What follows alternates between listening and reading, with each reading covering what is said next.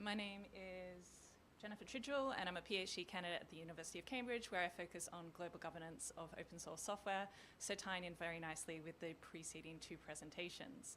I'm also an independent consultant and international lawyer with 1 decade of experience in international human rights, tech policy and law, and also diplomacy.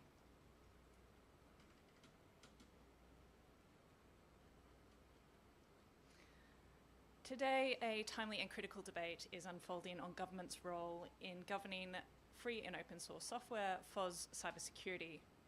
Many have centered FOSS as a valuable tool for realizing that digital sovereignty. Budgets, policies, regulations, standards are shifting.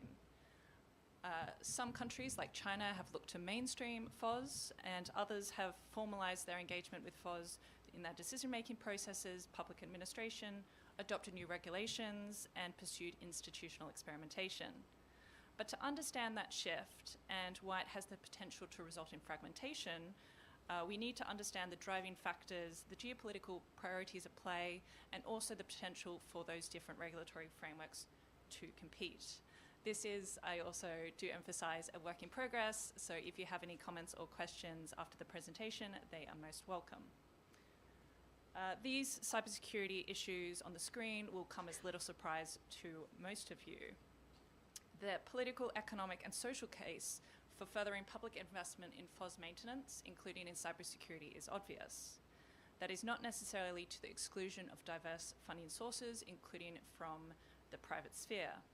FOSS is ubiquitous, and unsurprisingly, the world's most widespread and serious cybersecurity incidents have arisen from its vulnerabilities, including Log4j and Heartbleed.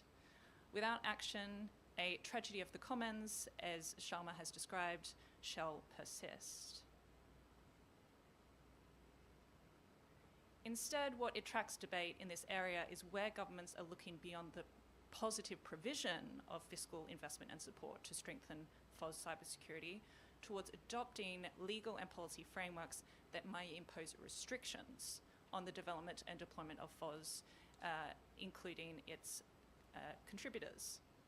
FOSS's open, transparent, and collaborative nature means that government's adoption of divergent domestic and regional frameworks may risk its fragmentation, and thereby even prove counterproductive for the pursuit of perceived sovereign interest that is often invoked within this context.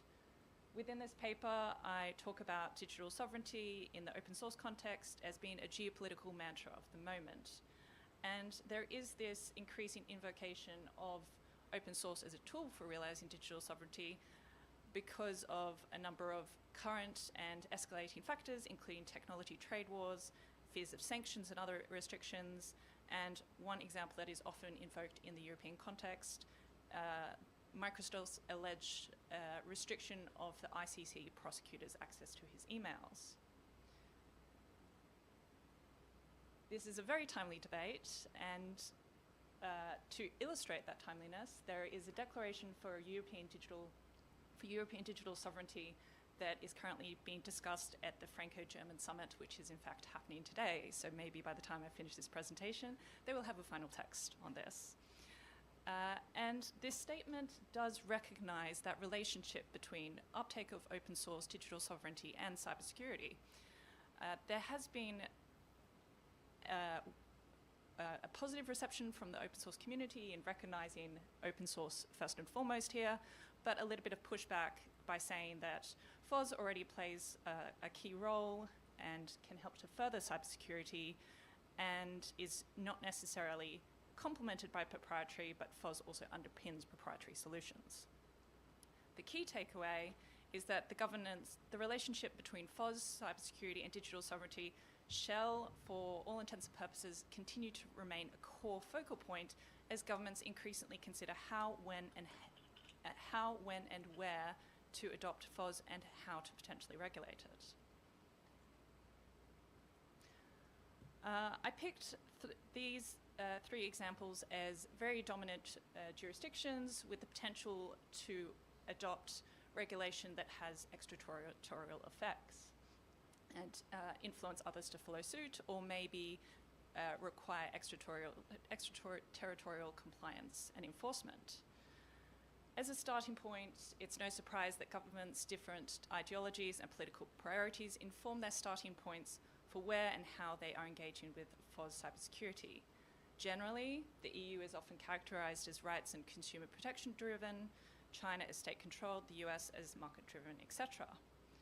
However, it's important to caveat that none of these stances are a single monolith, and recent geopolitical developments, often involving the second Trump administration, which is very active, has shifted the conversation and positions in distinct ways. For instance, there are signals from the EU, most recently with the announcement of a digital omnibus, that is open to revising or removing certain technology regulations. According to some, that is to streamline regulations to benefit consumers and companies, and or it's seen as potentially backsliding on certain protections to accommodate pressure from the Trump administration. Concerned about tech-related sanctions from the US, China has been doubling down on its FOSS strategy and emphasizing preservation of the digital commons, including through international initiatives.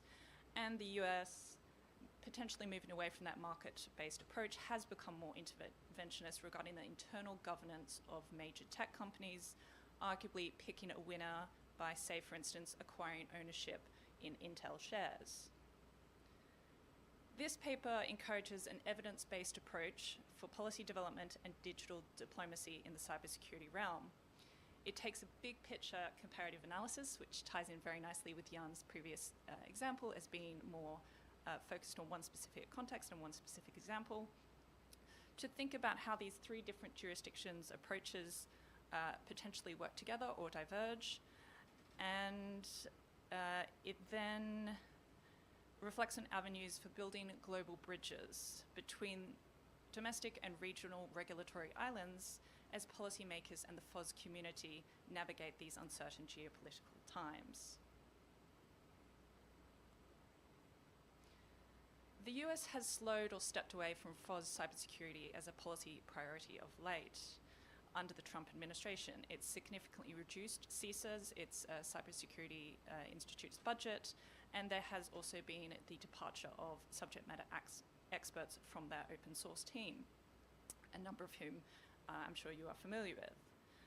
It has also reduced or not necessarily followed through with budget and policy measures undertaken by the Biden administration, which include the pledge of $11 million towards open source cybersecurity late August.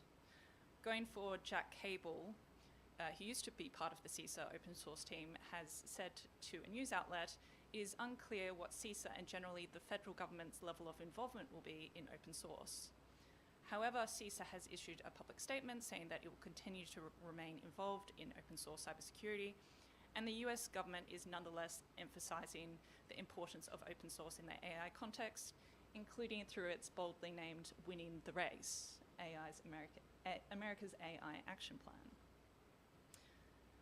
However, some areas have not necessarily changed between the Biden and Trump administration. The executive order, which is listed on the screen, modified a Biden executive order on improving cybersecurity encompassing FOSS, but largely kept the substance of Biden's executive order.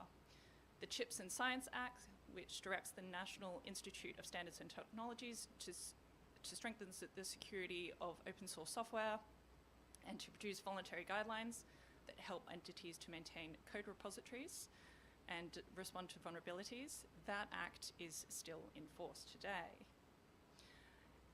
Interestingly, when I was researching that act, there was a point made by Pania from her Geopolitics and Open Source report that this measure, the CHIPS Act, is unambitious compared to what some members of Congress had originally proposed, including an amendment to the Competes Act bill to create a series of excellence for critical technologies, including one on open source.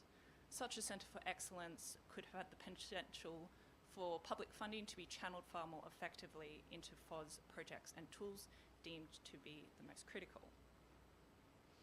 One point of comparison that I picked up between these three different jurisdictions is that on internal versus external facing regulation and policy on FOSS cybersecurity. The US has typically, and to this day, regardless of the administration, done the former. It's focused on how federal agencies use and respond to cybersecurity risks internally.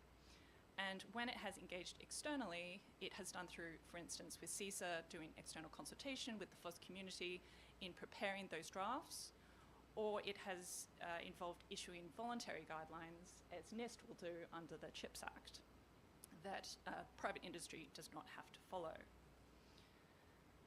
Where there is external facing regulation, there is obviously far more risk of fragmentation between these different countries and between these different regions due to the extraterritorial application and influence, as Annie Bradford has often described in her concept, the Brussels effect. And that's a perfect time to segue into the EU's Cyber Resilience Act, which is the first comprehensive cybersecurity legislation at the EU level for software and hardware with digital components. It introduced new obligations for software manufacturers on one end. On the other end, it has a broad exception for open source software, and then in between it creates this novel category of open source stewards, which means that they are developing and supporting software for commercial purposes. And that category was introduced after sustained backlash from the open source community, especially over the fact that the first draft of the CRA was not developed with community consultation. I'm using this here as one key example, and indeed one of the most seismic shifts in open source cybersecurity policy and regulation around the world. But this would also interact internally with other regulations, including the Product Liability Directive and other actors, including ENISA, which is the European Cybersecurity.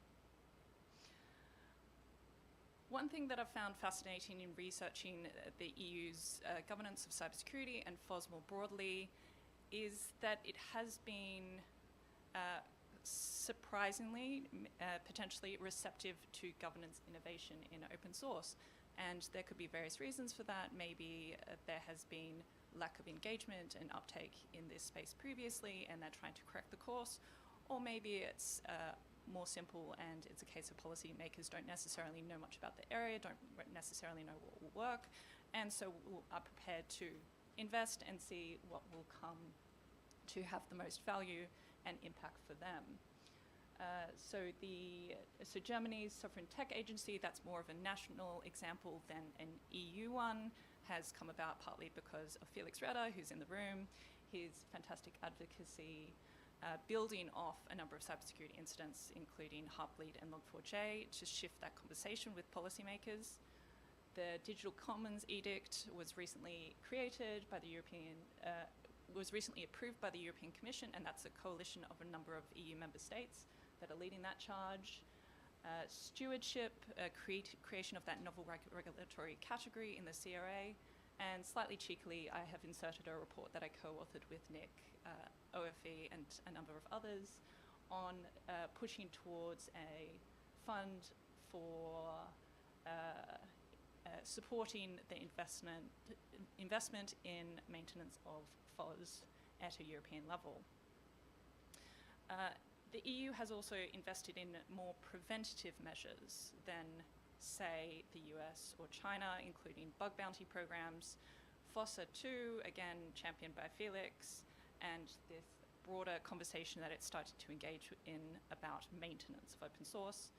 The USA does have the Open Technology Fund, which maintains certain projects related to open source in more repressive context to try and encourage information flows.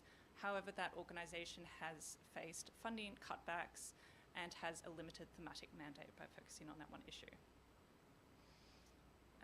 Kaylin, who is also in the room, has developed a toolkit for measuring the impacts of public funding on FOSS development, an area that is generally poorly stood, despite governments increasingly employing funding as a policy lever to support the security of software supply chains, amongst others. So this is a very fertile area for development and conversations about what governments are doing, both in terms of proactively funding and supporting FOSS, but also on the flip side, what are they doing in terms of regulation. And we're moving now to China.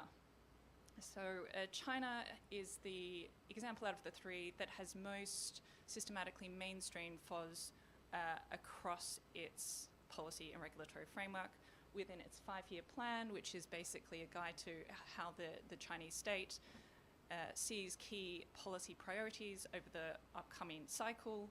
It has emphasized open source as a key way that it can further its digital autonomy, self-determination, but also emphasized that it wants to really drive international coordination and influence in this space by taking the approach that FOSS is a digital commons.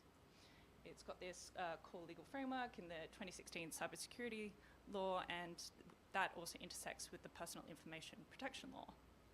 And those form the legal basis for security, sovereignty, and data localization policies.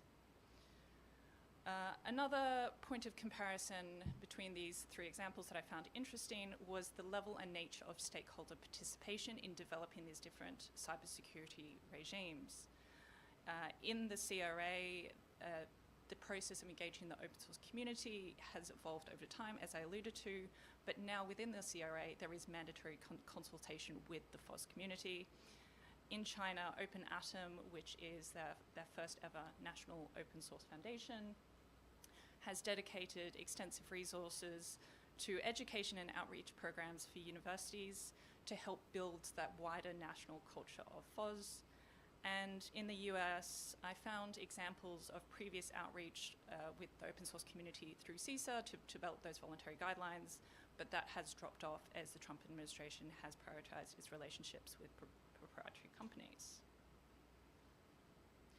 Now, I would be remiss if I was in Brazil to not talk about the global majority and what is happening there, as that is a key development to track in and of itself and can also influence these conversations about FOSS cybersecurity as a digital commons and what are some best practice examples that are emerging worldwide. While the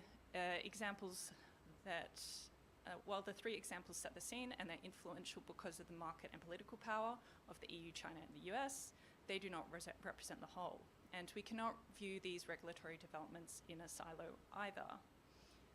There are both initiatives from others in cybersecurity, encompassing FOSS, and there's broader regional and international efforts to advance cooperation in FOSS specifically, including from government and non-state actors. Open source itself, it's a very decentralized governance system, and it does have that complex web of various actors of all backgrounds and agendas coming together, and you see that in how these networks have emerged, but also because of the political impetus placed on FOSS through this digital sovereignty discussion and reducing dependencies.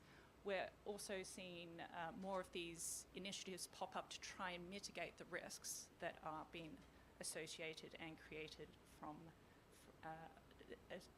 to mitigate risks associated with the prospect of fragmentation.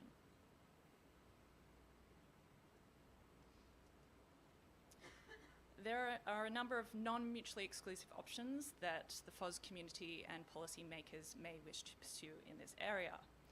They could continue to explore and gather empirical data behind the relative merits of different regulatory and policy FOSS cybersecurity measures. This could be mapping and rectifying different strengths and weaknesses, looking at novel governance configurations, as I was talking about before, return on public investment, regulatory gaps, but also duplicative measures and the opportunity to try and streamline those. We can look at coalition building and advocacy around commons concepts, such as what digital sovereignty means in the FOSS cybersecurity context, with many, and including myself, favoring a conceptualization more in terms of resilience and autonomy rather than necessarily having silos and control.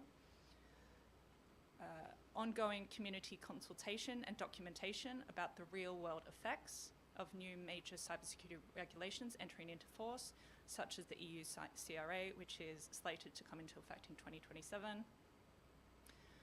Supporting and, where necessary, creating neutral fora for FOSS policy coordination between relevant international and regional stakeholders, including on global cybersecurity standards and guidelines. So that is my presentation, and thank you so much for being here, and I welcome any questions from the floor. Thank you.